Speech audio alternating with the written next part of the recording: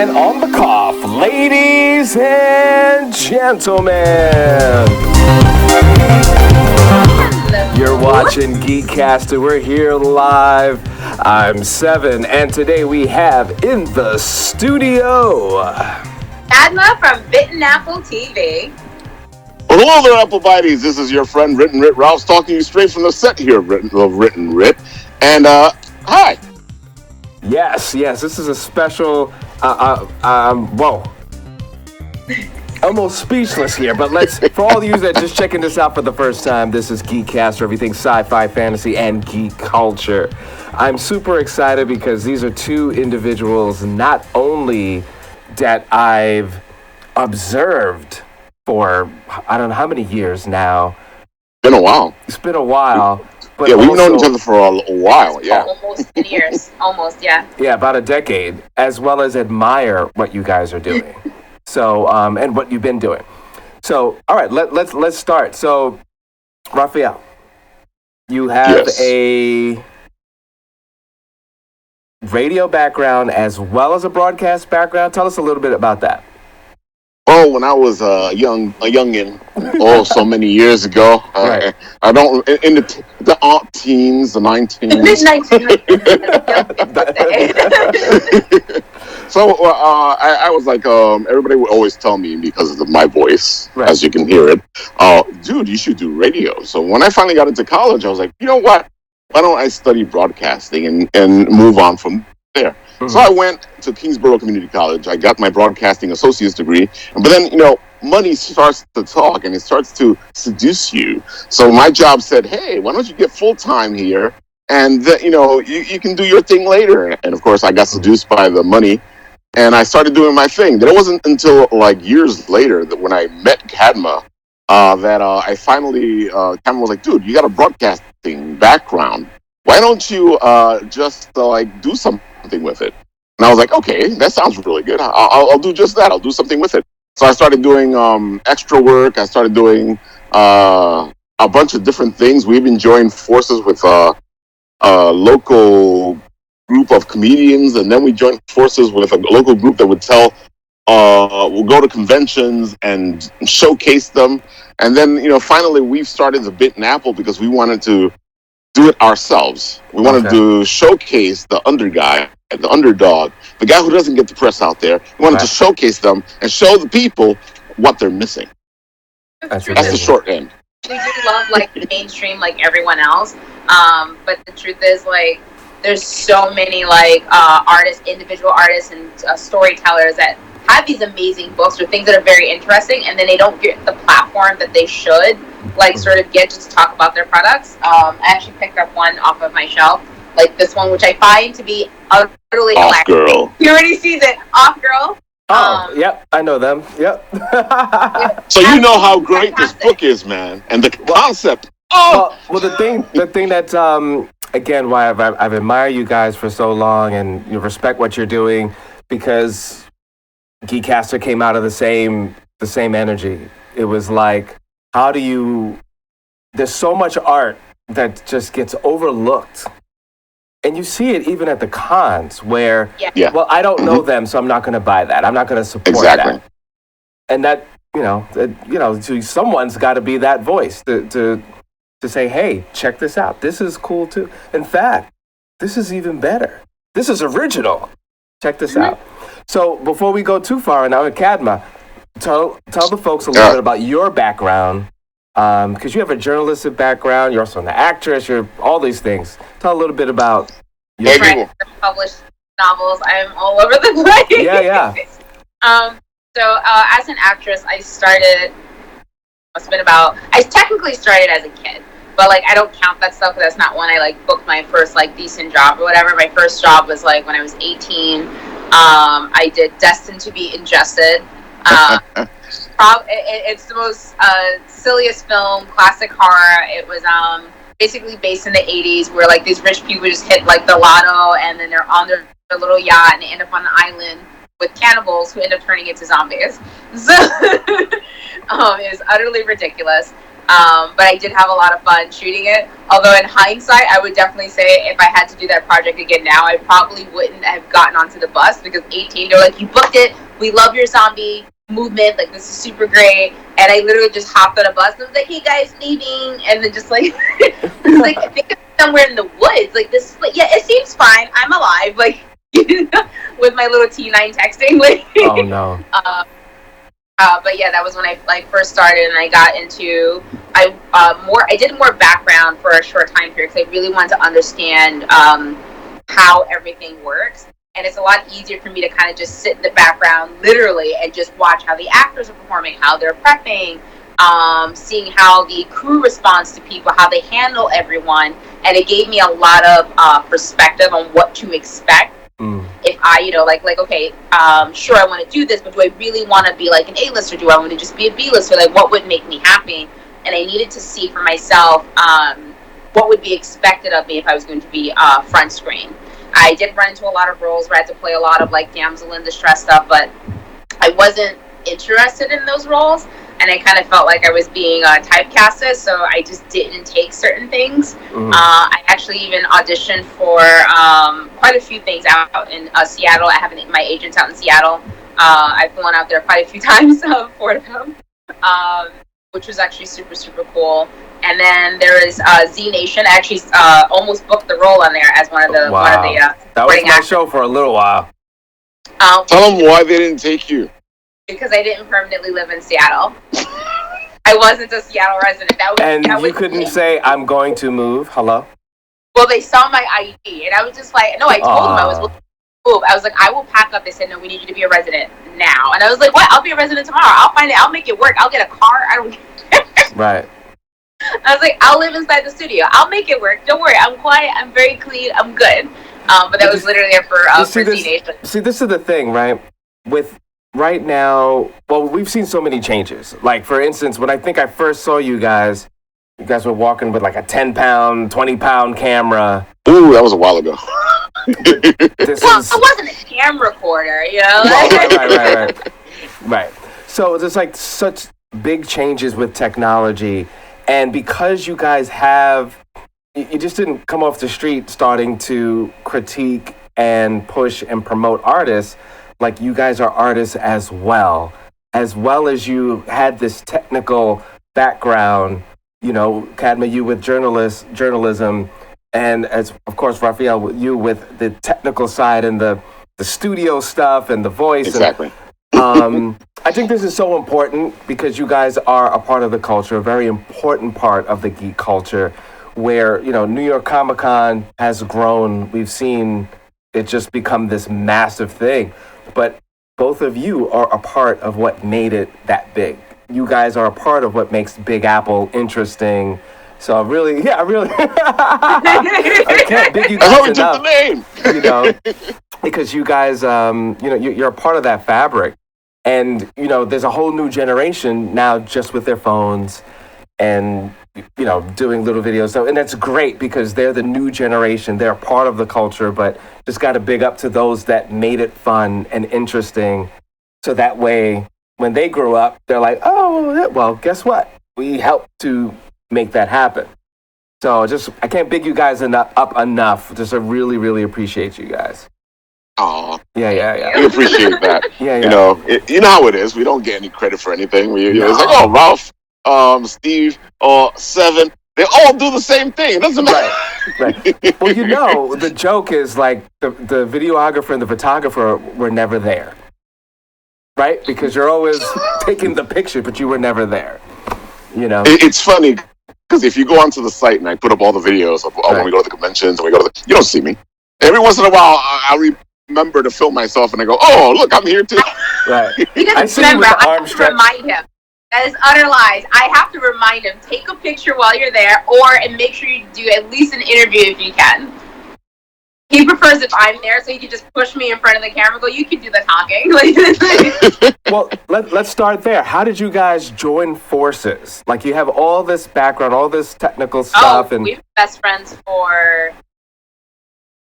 12 years? Wait, you're not at just 13, so no, it's got to be 13, 14. 15. Oh, it's going to be 13. It's 12 now.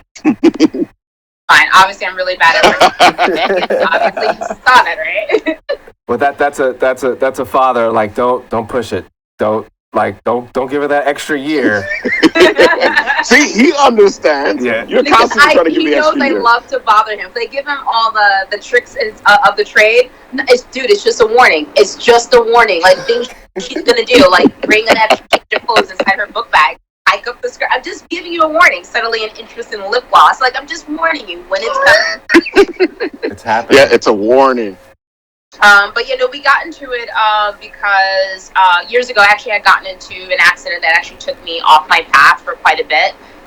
So like I couldn't walk straight for a while, and I had to actually, unfortunately, rehabilitate myself without my doctor's help because they ran my insurance into the ground, and I was super depressed. And like Ralph was like, "Hey, we should go to Comic-Con." And although like I had my quote unquote geeky nerdy personality, I had never really been to a convention. And I was so terrified he was going to lose me. At the time, I was walking with a cane. Wow. And I dressed up as my own weird little version of Harley Quinn. And just going through the entire place. Like, I was just like, ooh. So it started between that. And then there was another YouTube channel that I did join temporarily. There were some creative differences. And what ended up happening was we ended up parting ways, and one of the things that was, like Ralph was saying earlier, which was really important to us, was giving the underdog like a chance to just talk about their product. Even if they didn't want to be on camera, like I will make all the adjustments in the world. I've done interviews with people who were terrified, absolutely terrified to be on camera, and me and Ralph will just go right into sync to just kind of be like, all right, you're going to film the product, you can talk about the product, and he's never going to look at you. Like, don't even worry about it. And if they feel like they flub, we'll make a note like, I don't know, Bob's Burgers said something at 9 minutes, take this part out, so this way we can kind of, gloss over it to make them feel as comfortable and as welcome as possible. But yeah, that's kind of how it started. It was like two things kind of like combining itself all into one. And then we really had like a real love for it, just discovering all these new independents. I mean, you can go down to Midtown Comics all you want, or any of the other shops that you would like to go to, and they're great, but they don't have everything. And then what you see at the conventions versus what you'll see at a comic book store is that you'll see people who are really giving it their all, like someone who spent hours trying to put this together, and they're just looking for like the right audience, like is someone interested in this. And I think it's so important to not only encourage the underdog, but also encourage the underdog of the underdogs to let them know, like, someone's going to like your product. And one of the things that bothers me the most sometimes when I go to conventions is whenever I see someone, I don't care if they're making keychains or dolls, whatever it is, and I know you know what I'm talking about. There's this like sunken, defeated look. Yeah. And which means that no one like walked over to their table or whatever it is. Usually those are the people I actually gravitate to the most, because I usually just kind of want to cheer them up, like, hey, like I'm interested. Tell me about your product. Right. Yeah, just tell us about it. Right. And even if they don't want to do like an on-camera interview or an audio interview, other options I'll give is taking the product, obviously purchasing it, but taking the product and then doing like a product review just to kind of like talk about it. I have a vocal media account where I do a lot of my writings. Right now it's like very much filled up with true crime, so I got to like put more products. Mm-hmm. I see you making faces, Ralph. But yeah, that's kind of how it all kind of just fell into place. Well, you guys saw a need. You saw a space, and you filled it. G4 was gone. Well, you know what? It's interesting, right? The underdog. Would it be safe to say, because of the focus on giving people a voice that might not have a voice, or giving them a highlight that aren't being highlighted, would it be safe to say that you're an underdog as far as as a media company? That's definitely. I definitely, absolutely, I would definitely say so. I think actually I can say most of the people, all the people who've ever worked for Bitten Apple, we're all misfits in some kind of way, and I think that's what makes it. No, but it's true. We're all misfits or the underdog in some kind of way. And I've had different people as team members, and I have one rule: if you're not having fun, don't do it. That's my only rule. So I've had different people. Like I had a temporary show with a woman who's a belly dancer. Her name was Amira. Absolutely amazing, and she was very like new agey, very like spiritual, great words. Completely different than what you would see on anything else. Right. And she was another one. She was an underdog. That's all of us. The Underdog Network. That's us. Yeah.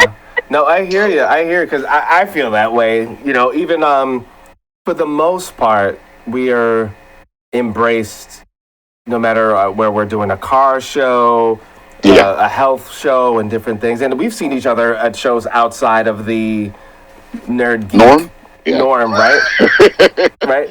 But there be those times, man, I really want to, maybe it's bad. I'll say it this way. There's a company that worked on the badges of a large convention that passed, and they gave us such a hard time. And I was like, do you know who we are? Like, you know, you almost feel like, wait a minute, you came, you know. And, you know, I saw how they treated people that have been doing this for a while, but also that focus actually on the artists and actually on, you know, they wanted New York Times, come right in. You're like, New York Times? No one goes to the New York Times for this stuff, for this stuff. So you shouldn't even give them a pass because no one cares. That's just someone at New York Times that wanted a free pass, you know? Yeah, they're just going to gloss over it like, oh, that's nice, and then that's it. They're not your audience. They show up for an hour, and they go, okay, I showed up, I did something, I'm gone. Pictures. This is just a job. It's different when it's a job and you're just doing it to, like, fill in a column space versus, like, having a love and appreciation for the culture. Right. I would compare it to, like, an actor taking on a comic book role and not caring about the character versus, like, Margot Robbie, who did Harley Quinn, and she went out and purchased every Harley Quinn book, read them all, studied the hell out of the character, and now we have like a really great live action Harley Quinn, and that's because she put that love and effort. It wasn't just like, okay, I'm gonna get paid big bucks, like this doesn't matter. Like she put the love and effort into it. So I would say it's definitely like that kind of difference. Like New York Times is gonna be like, oh yeah, whatever, but we're gonna be like excited, like, hey, did you see Off Girl? Like it's amazing. Did you see it? Exactly. So, but that, you know, the changing of the guard, you know, that example, because anyone that's been around for a while knows who's been around for a while. Yeah. Mm-hmm. Right. And then you have this whole corporate kind of how many followers you have. And you're like, whoa. That's not what built this machine that you're getting paid from now. You know? So that always bugs me out when they're like, well, you know, what kind of following do you have? I'm like, dude, I get more reach than you think I do because we do things differently than everybody else does because we're everywhere at the same time. Exactly. You know, in order to put all that together and figure out what our reach is, we would have to like hire somebody to do that. You can't limit it to just likes because if you do that, it's a different, like if you just want influencers, then just say you don't want press. Right. Do you want press or do you want influencers? And it's a big difference. And I never forgot the moment. What event were we at?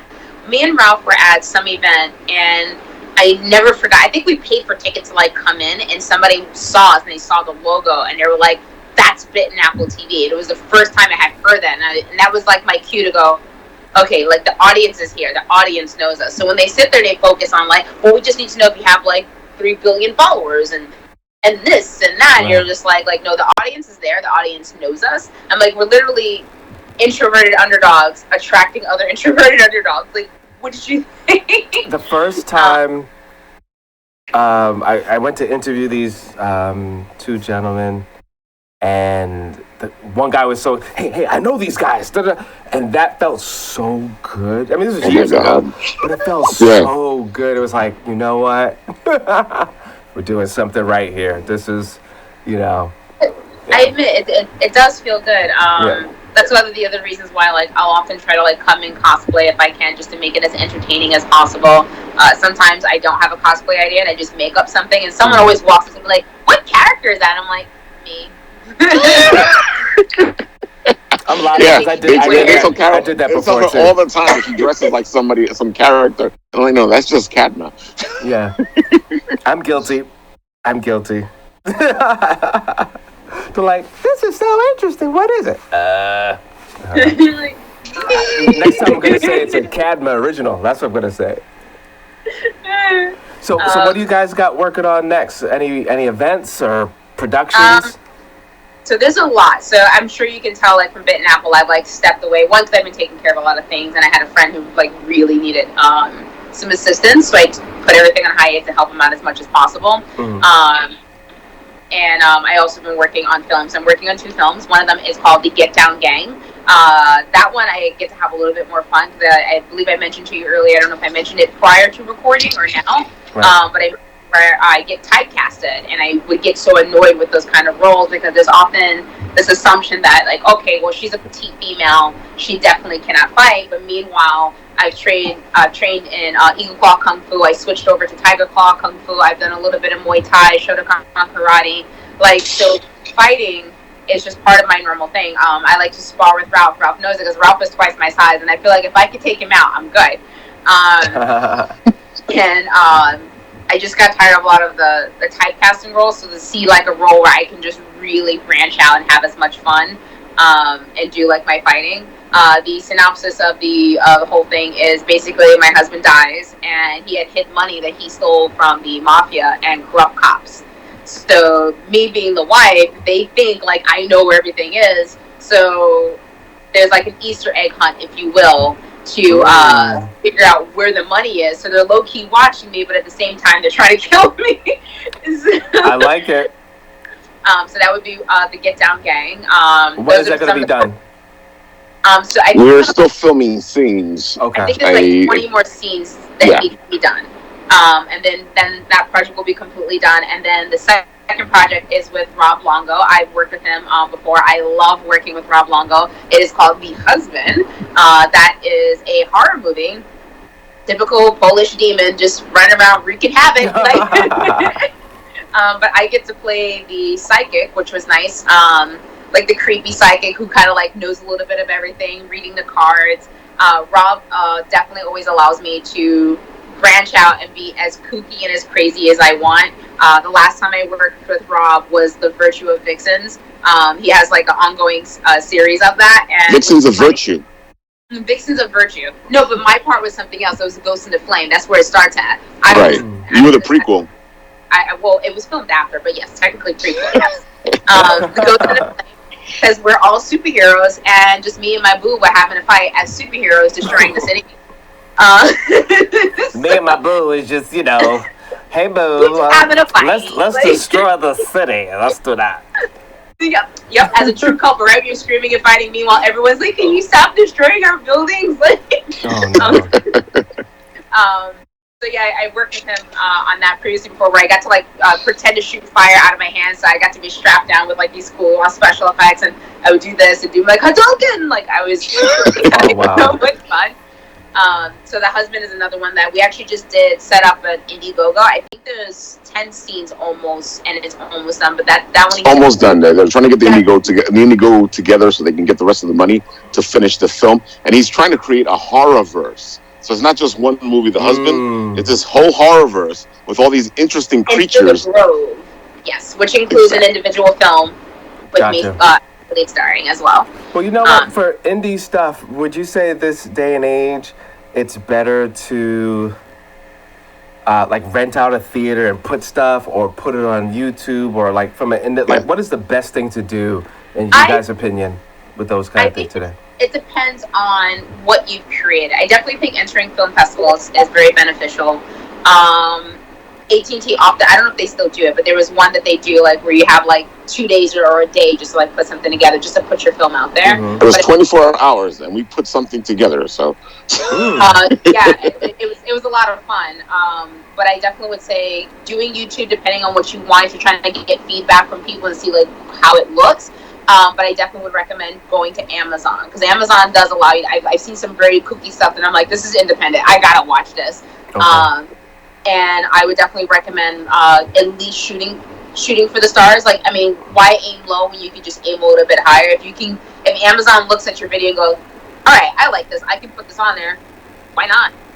Make a little bit of revenue while you're at it. If you feel that if Amazon says no, this isn't quite what we're looking looking for, then that's okay. Just move on to the next platform and take advantage of where you can. No, that's huge. And I don't want to leave without getting all the social media down and the website. So Of course. Yeah. So what's how do people reach out to you? Let's say they want to be, I want to be a part of Bitten Apple. Hey, I want to act in your next thing. Hey, I want to spar with you. I don't know. People are interesting. So. Ralph, you want to do no. We're going to start a school, right? And Cadma's going to be like the headmistress in the school. And you guys can come to the school, right? And you're going to go, I want to fight the mistress. And I'm going to be like, well, you can't fight the mistress. You got to get through me first. Dun, dun, dun. I'm done. There's levels. Go ahead, Cadma. So how about I cover the Cadma stuff and then you cover Bitten Apple? Yeah? Okay, so I have several plugs, of course. If you're looking for things that I've written, I would definitely recommend going to Vocal Media. So that's vocal.media. What you'll find is Cadma, Cadma. My Instagram, Curly Cadma, because of my curls. Everything that I do is under Cadma. You want to look up my IMDb. Of course, that is under my actual name, but my name is rather unique, so it's easy to find me there. Everything I do on Bitten Apple is there. Tumblr, Cadma. Twitter is Cadma. My TikTok is under Cadma. I think I have about to 75,000 on TikTok followers for that. And then same thing with YouTube. We go to Bitten Apple TV. And Ralph, take it away. Hello, folks. This is Written Writ Ralph here from Bitten Apple TV. And, of course, we can be found everywhere if you just look up Bitten Apple TV or The Written Writ. And, of course, we do plenty of things. We go to conventions. We talk to people. We have 2 live shows. One of them is going on right now as we're doing this show at 10:30 p.m. on Mondays. And the other one goes on Wednesday, which is The Written Writ, my writing show, on Wednesday at 10:30 p.m. Eastern time. Of course, you want to come on to the show, let me know. If you're a creator that wants to show stuff up, let me know. You want to talk writing? Yeah. I'm right up your alley. Because I am a writer. I'm also on Vocal, just like Cadma over there. And I love to write. I love to create. I love to do challenges. And if you are in, then let's party. Yeah. Love it. Now I know next time I need that voice to hit you up, because I didn't even know. Well, you can also have this one. In a world where Seven is trying to create his show, Cadma and Ralph just keep going crazy and not letting him finish the show. This is what he does on The Norm in person. This isn't just a camera thing. He does this in person. It was in person. Oh, man. Well, I love it. I thank you guys so much. I want to thank everybody that has been supporting us from the Sonic Eclectic magazine days to transition to GEEKCASTER. Shout out GEEKCASTER's first production that is out. It's out now on Tubi. It's called Use Me, The Life of Guy with Cam. So please check that out. I will. I know I'm going to. Thank you. I appreciate it. See, I can say something now as the guy in charge of Bitten Apple TV. If you want to come onto the show and talk about this stuff, you can please. Let's do it. Let's do it. Just hit me up. Let's do it. Just pick a time. Let's go. I would love to be on the show.